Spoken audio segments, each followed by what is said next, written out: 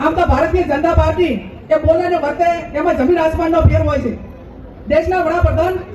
એ drugs મુક્ત માટે કરીને એનું અભિયાન ચલાવે અને એમની પોતાની પોલીસને અભિયાનો ચલાવે અને બનાસકાંઠા હોય દાંતા હોય તમે જો તો યુરિયા ખાતર ખેડૂતોને ના મળે એને લાઈનમાં ઉભું રહેવું પડે.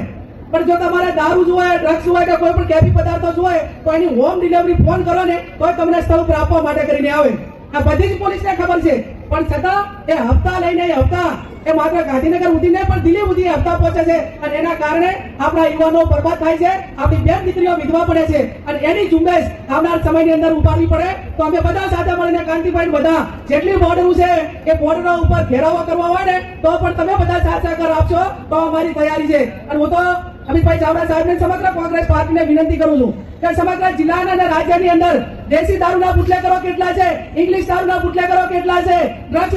વેચવા વાળા કેટલા છે, આ બધાનું સર્વે કરાવો. કોંગ્રેસ પાર્ટીના કાર્યકરો એની યાદી બનાવે અને યાદી બનાવીને મોબાઈલ નંબર સાથે દેશના ગૃહમંત્રીને અને રાજ્યના ગૃહમંત્રીને એની કોપી આપો અને ધારાસભ્યોને બધા એક ડેલિગેશન દઈ અને એમને મુખ્યમંત્રીને મળો કે તમારા રાજ્યની અંદર આટલા દેશી દારૂના અડ્ડા છે, આટલા ઇંગ્લિશના અડ્ડા છે, આ તમે બંધ કરાવો અને બંધ નહીં કરાવો તો કોંગ્રેસ પાર્ટી એ જનતા રેડ પાડીને આ યુવાનોને બરબાદી બચાવવા માટેનું કામ કરશે.